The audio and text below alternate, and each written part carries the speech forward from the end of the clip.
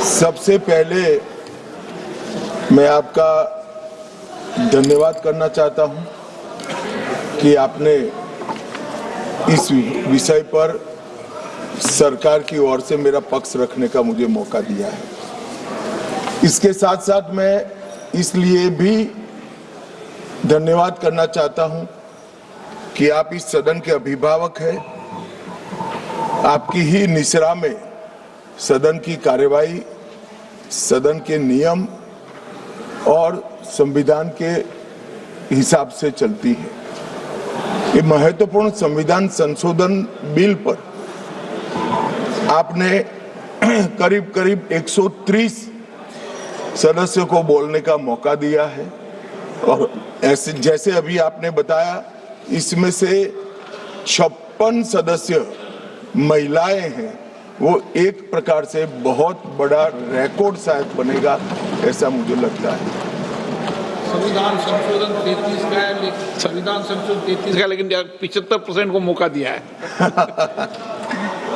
मान्यवर, इस चर्चा को अगर बारीकी से कोई शब्दों में ही सुनेगा तो महिला आरक्षण के लिए जो संविधान संशोधन है, इसका किसी ने विरोध नहीं किया है। सबने बोलने के लिए तो बोला है कि हम महिला आरक्षण के पक्ष में है।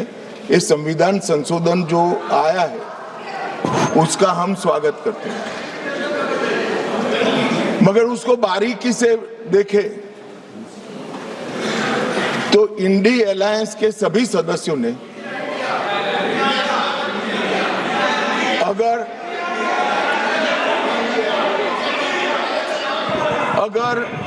मगर किंतु परंतु इसका उपयोग कर स्पष्ट रूप से महिला आरक्षण का विरोध किया है।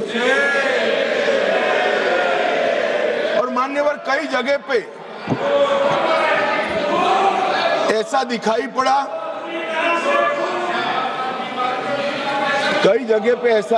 पड़ा, कि विरोध हमारे दृष्टिकोण की जगह हमारे इम्प्लीमेंटेशन के तरीके पर है। परंतु मैं इस सदन के माध्यम से देश की जनता के सामने स्पष्ट करना चाहता हूं कि ये जो विरोध है वो इम्प्लीमेंटेशन का नहीं है। ये विरोध केवल और केवल महिला आरक्षण का ही विरोध किया। और मान्यवर,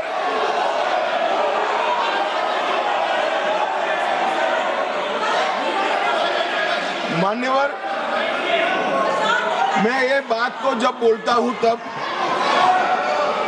मेरी जिम्मेदारी बनती है कि इस सदन को इस बात से मैं कन्विंस करूं कि तरीकों का विरोध नहीं है, बिल के तत्व का, महिलाओं के आरक्षण का विरोध है। मान्यवर, ये 3 विधेयकों में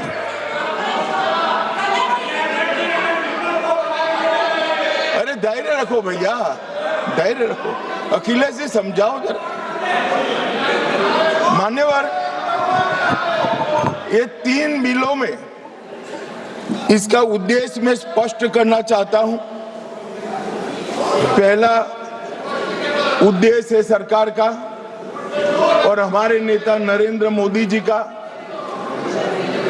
कि महिला सशक्तिकरण करने वाले इस संविधान सुधार को समयबद्ध तरीके से लागू कर 29 का चुनाव महिला आरक्षण के साथ कराया जाए। इसका दूसरा उद्देश्य है एक व्यक्ति एक वोट और एक मूल्य, इस सिद्धांत हमारे लोकतंत्र की नींव में जो हमारी संविधान सभा ने तय किया था, वो सिद्धांत के स्पिरिट को यहां पर लागू किया गया। मान्यवर, ये पूरे सदन में 543 सदस्य बैठते हैं। किसी की सीट में वोटर्स की संख्या 39 लाख है, किसी की 60,000, और ढेर सारी सीटें ऐसी हैं जो 70 के दशक में फ्रीज हो गए, तब से लेकर आज तक इतनी बड़ी हो गई है कि सांसद अपने मतदाता को अपना मुंह भी नहीं दिखा सकता, क्योंकि इतनी बड़ी आबादी को वो कैसे संभाल पाए। मान्यवर,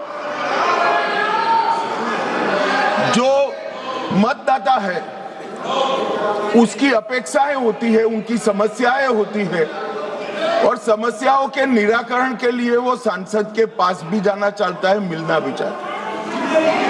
क्या इस सदन में जो विरोध करते हैं उसमें से कोई मुझे समझा सकता है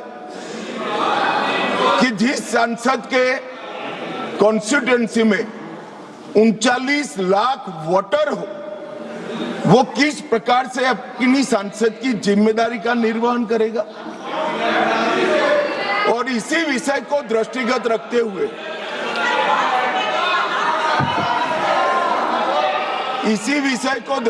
रखते हुए हमारे संविधान में समय समय पर परिसीमन का प्रावधान किया गया है, और परिसीमन के प्रावधान से ही एससी और एसटी जो जिसकी संख्या बढ़ती है उसकी सीटें भी बढ़ने का प्रावधान है। तो एक प्रकार से जो परिसीमन का विरोध कर रहे हैं वो एससी और एसटी सीटों की बढ़ोतरी का विरोध कर रहा है, वो ध्यान में रखिए।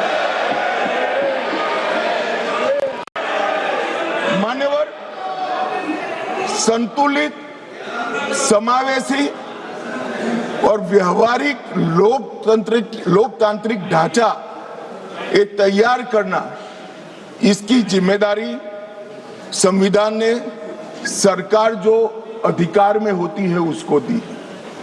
तो अभी ये जिम्मेदारी नरेंद्र मोदी जी की सरकार को दी गई है। उनको पसंद नहीं है, मगर ये तो देश की जनता निर्णय करती है। वो वंश परंपरागत नहीं होता है, वो लोग चुनकर भेजते हैं।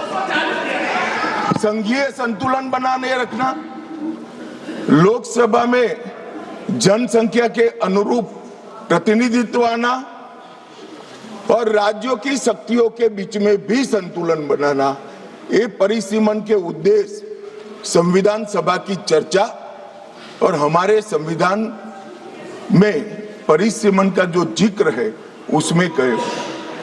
इसके साथ साथ नए भूगोल, प्रशासनिक वास्तविकताओं और शहरीकरण और रोड, रास्ते, रेल से बढ़ी हुई कनेक्टिविटी और नए जिले, ये सबका संज्ञान परिसीमन में लेना होता है, क्योंकि ये सारी चीजें सांसद को अपनी ड्यूटी का निर्वहन करने के लिए बहुत जरूरी है। मान्यवर, संविधान के अनुच्छेद 81, 82 और 170 इसके अंदर ये सारे सिद्धांतों को समाहित किया गया है, और उसी के निर्वहन के लिए नरेंद्र मोदी जी के नेतृत्व में सरकार ये संवैधानिक सुधार लेकर आई। महिला सशक्तिकरण, समान प्रतिनिधित्व और संतुलित संघीय ढांचे का निर्माण करने की जिम्मेदारी के निर्वहन से ही आए। मान्यवर, कई सारे सदस्यों ने अनेक प्रकार की आशंकाएं व्यक्त की। उन्होंने ये कहा कि अभी क्यों लाए, तो मैं ये बताना चाहता हूं कि जो नारी शक्ति वंदन अधिनियम आया उसमें जिक्र है कि 2026 के बाद होने वाली जनगणना के बाद जो परिसीमन होगा उसमें महिलाओं के लिए आरक्षण सुनिश्चित करेगा। अब ये पूछते हैं तो उस वक्त काफी सदस्यों ने पूछा है कि बिल लाते वक्त आपने जिक्र क्यों किया 26 के बाद की जनगणना। मान्यवर, हमने नहीं किया है। 71 में इनकी सरकार थी, इंदिरा जी की सरकार थी, तब इसको फ्रीज कर कर गई थी और वो फ्रीज के कारण हमें इसका जिक्र करना पड़ा। वो फ्रीज की हुई सीटों की संख्या उठाते हैं तभी ये नारी शक्ति वंदन अधिनियम का इम्प्लीमेंटेशन होता है, इसलिए हम लेकर आए। और 71 से अब तक सीटों की संख्या फ्रीज रही और चलते चलते चलते मैं कुछ सीटों का नाम बोलना चाहता हूं माननीय। मलकाजगिरी तेलंगाना 48 लाख संख्या मतदाताओं की, बेंगलुरु उत्तर 29 लाख संख्या, बेंगलुरु दक्षिण 29 लाख संख्या, गाजियाबाद जहां से कभी रक्षा मंत्री जी भी सांसद रहे 28 लाख संख्या, उत्तर पश्चिम दिल्ली 27 लाख संख्या। 127 सीटें ऐसी है मान्यवर जिसमें 20 लाख से ज्यादा वोटर्स है, 20 लाख से ज्यादा। अब मुझे कोई बताए भला, जहां 48 लाख वोटर है वो सांसद कैसे 48 लाख मतदाताओं की अपेक्षाओं के साथ अपने आप को मैच करता है? इसकी पूर्ति अरे अखिलेश भाई, एक लेवल की बात चल रही है यार, कहां केंद्रीय विद्यालय कर रहे हो अभी? इसका समय आएगा।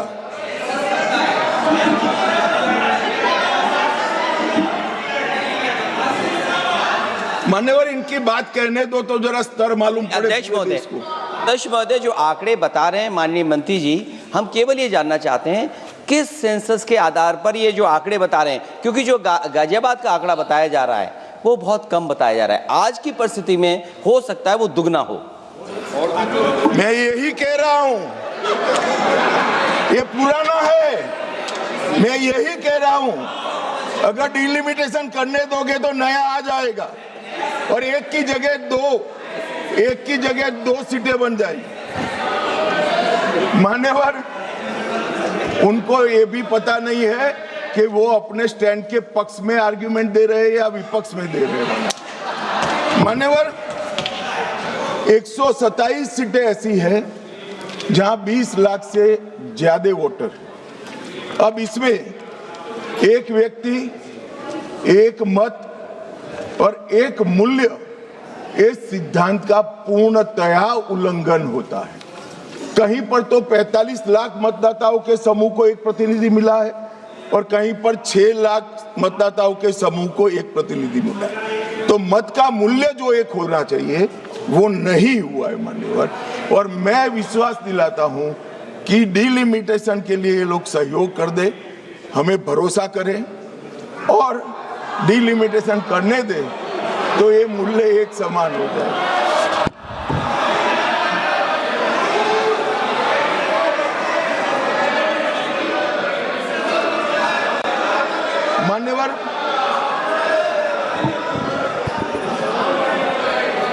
मान्यवर, मैं इसके इतिहास में भी जाना चाहता हूं। सबसे पहले 1972 में तत्कालीन प्रधानमंत्री इंदिरा गांधी जी की सरकार ने परिसीमन विधेयक लाकर सीटों को 525 से बढ़ाकर 545 की और फिर इसको फ्रीज कर दिया।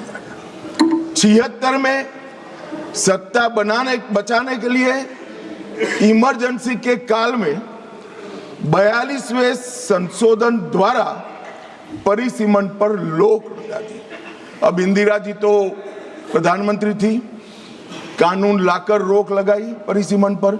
और ये देखिए साहब कितने शक्तिशाली है, विपक्ष में बैठकर परिसीमन पर रोक लगाना चाहते हैं। मगर उस वक्त भी कांग्रेस पार्टी ने ही परिसीमन से देश की जनता को वंचित रखा था और आज भी कांग्रेस पार्टी ही परिसीमन से वंचित रख रही है। मान्यवर, 2001 में 84वां संशोधन हुआ और 2026 तक सीटों की संख्या को फ्रीज कर दिया गया। तो ये जो कह रहे हैं कि नारी शक्ति वंदन अधिनियम में 2026 कहां से आया, तो वो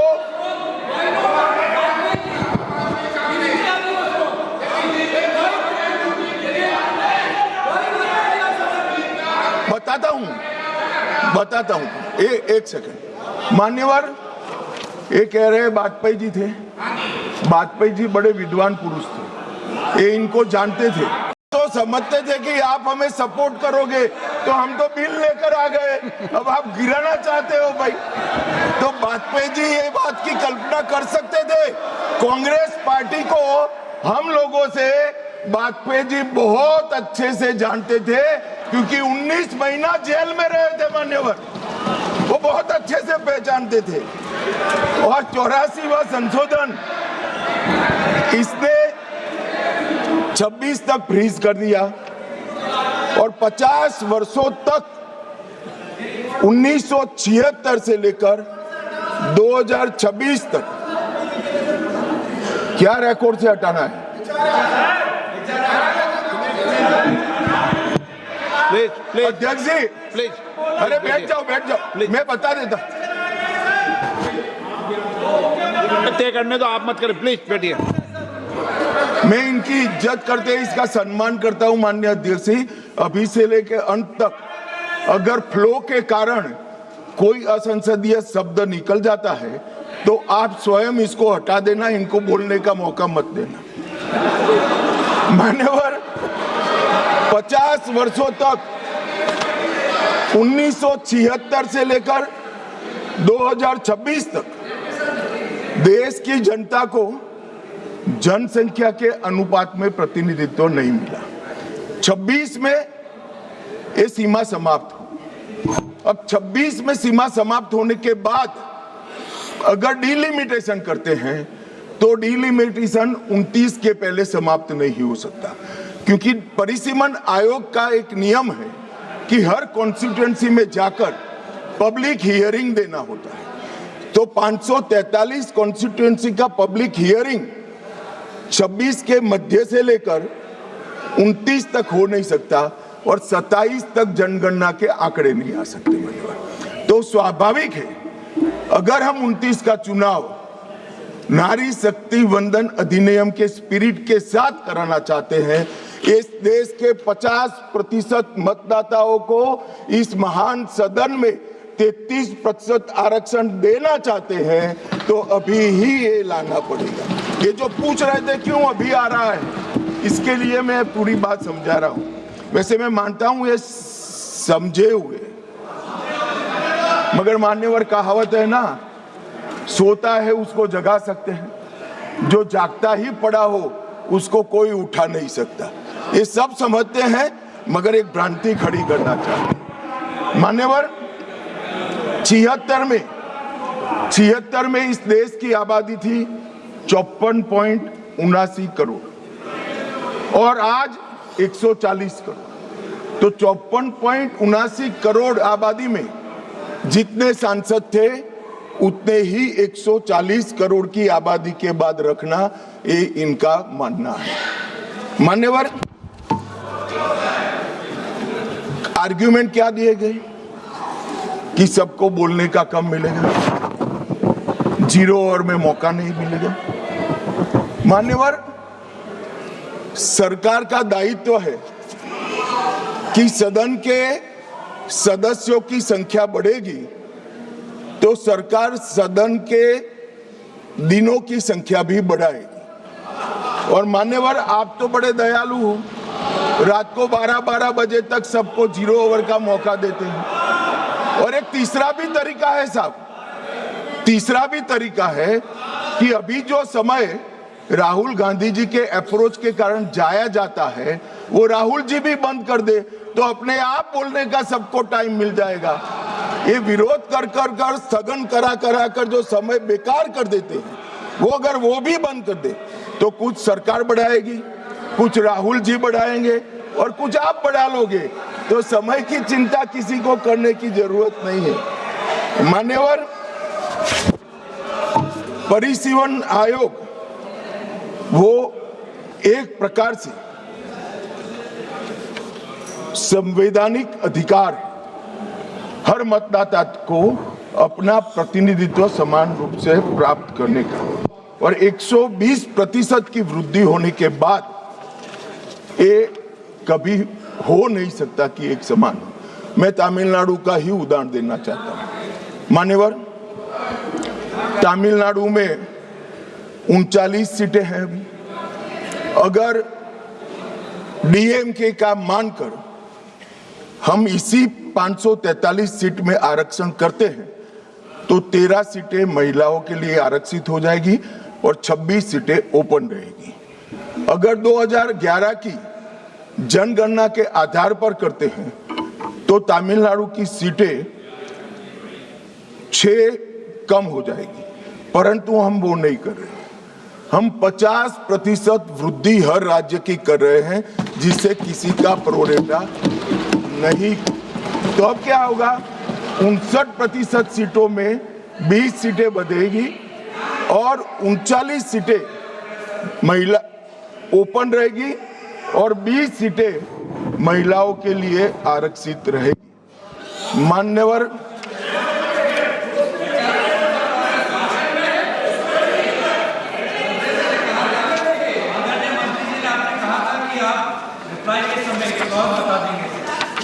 अभी कहाँ समाप्त हुआ है भाई? आप भी राहुल जी की तरह मेरे बोलने का क्रम आप तय करो।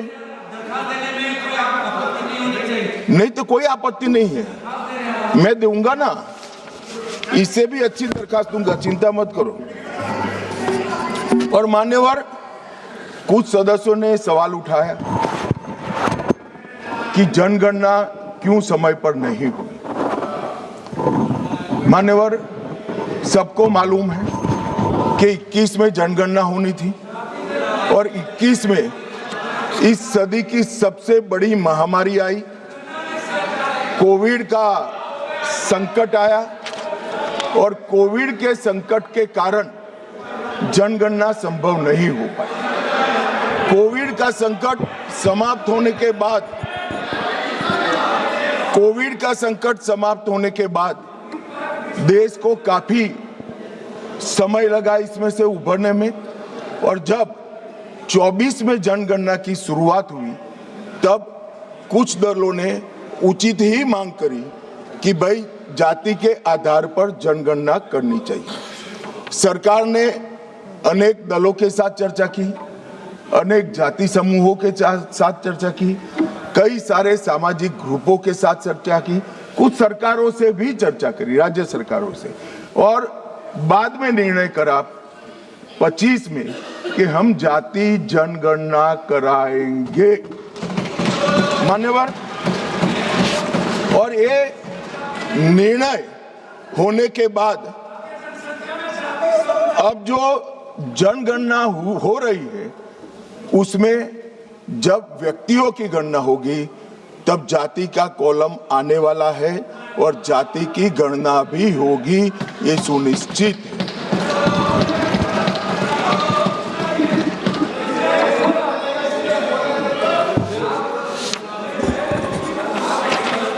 मान्यवर,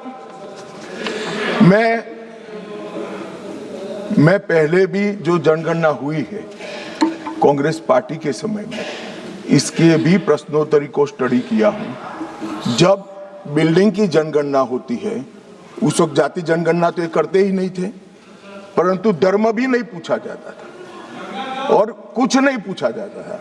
मगर जब व्यक्ति की जनगणना होती है तब ये सारे सवाल आते हैं, कितना पढ़े लिखे हो, कब जन्म हुआ था, धर्म क्या है। अब ये भी पूछेंगे कि जाति क्या है। इसमें किसी को संशय करने की जरूरत नहीं है। नरेंद्र मोदी जी ने दूरदर्शिता के साथ आपको पहचान कर कैबिनेट प्रस्ताव में जनगणना की जाति के साथ होगी वो प्रस्ताव पारित। तो इसमें कोई भी कंफ्यूजन रखने की। पीयूष भाई क्या अपेक्षा रख रहे हो? ये जाति जनगणना की डिमांड नहीं कर रहे हैं, हमें उलझाना चाहते हैं। अब पीयूष भाई बेचारे भूले हैं, वो कहते हैं कि जाति जनगणना की घोषणा करे, ताली बजाओ। हम कर रहे हैं तो ये ताली नहीं बजाएंगे। उनको जाति जनगणना से कोई लेन देन नहीं है, उनको यहाँ बैठने से लेन देन है जो नहीं होने वाला है भैया। अभी मान्यवर, मैं फिर से एक बार 140 करोड़ की जनता के मन में किसी की भी प्रकार का भ्रांति, कंफ्यूजन न हो, इसलिए स्पष्ट करना चाहता हूं कि नरेंद्र मोदी जी की कैबिनेट ने जाति जनगणना का जो निर्णय किया है वो कैबिनेट प्रस्ताव में 26 की जनगणना जाति के साथ कराने का निर्णय किया है। और मान्यवर,